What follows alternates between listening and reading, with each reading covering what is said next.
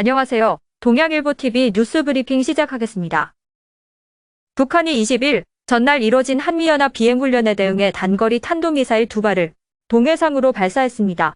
합동참모본부는 북한이 이날 오전 7시께부터 7시 11분께까지 평안남도 숙천 일대에서 동해상으로 발사한 단거리 탄도미사일 2발을 포착했다고 밝혔습니다. 북한은 이 SRBM이 전술핵 공격 수단인 60mm 초대형 방사포라고 주장하며 방사포탄 4발이면 적의 작전 비행장을 초토화할 수 있다고 위협했는데요. 이날 SRBM이 발사된 평남 숙천 일대에서 비행거리를 계산하면 충북 청주와 오산, 전북 군산까지 타격 범위에 들어갑니다. 청주 F-35A 기지와 오산과 군산 미 공군기지 등을 타격 가상 목표로 설정해 쏜 것으로 분석됩니다. 북한은 이번에도 무력 시위의 원인이 한미에 있다며 도발의 책임을 돌렸는데요. 특히 전날 이뤄진 한미 연합훈련에 대응한 것임을 분명히 했습니다. 정부가 20일 노동조합 회계 투명성을 강화하기 위해 관련 자료 제출을 거부하는 노조에 대해 정부 지원금 중단과 환수 등을 포함한 초강수 카드를 내놨습니다. 이정식 고용노동부 장관은 이날 오후 용산 대통령실 브리핑에서 회계 장부 비치 보존 결과를 제출하지 않은 120개 노동조합에 14일간의 시정기간을 부여하고 미이행 시 과태료를 부과할 것이라고 밝혔는데요.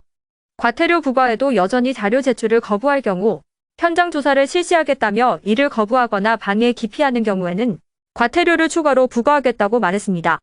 정부는 노조 회계 투명성 강화를 위한 가이드라인을 마련하고 노조 회계 공시 시스템 구축 등도 차질 없이 추진할 계획입니다. 또 이 장관은 법 개정 전이라도 노조 회계 자료를 제출하지 않는 노조에 대해서는 과거 20%였고 현재 15%인 노조 조합비 세액 공제를 원점 재검토할 계획이라고 설명했습니다.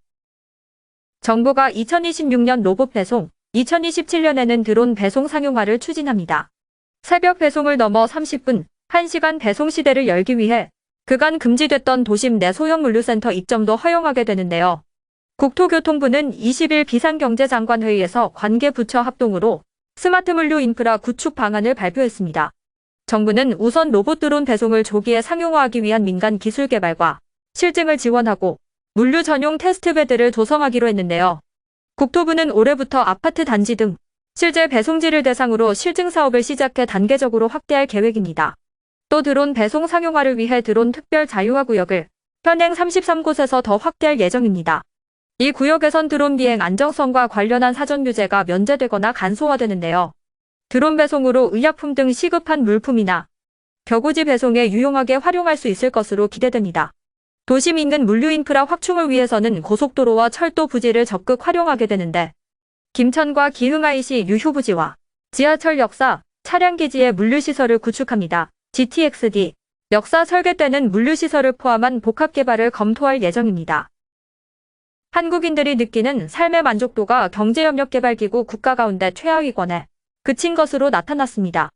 20일 통계청이 발표한 2022 국민 삶의 질 보고서에 따르면 우리나라에서 지난 2019에서 2021년 기준으로 집계한 주관적 삶의 만족도는 10점 만점에 5.9점으로 집계됐는데요.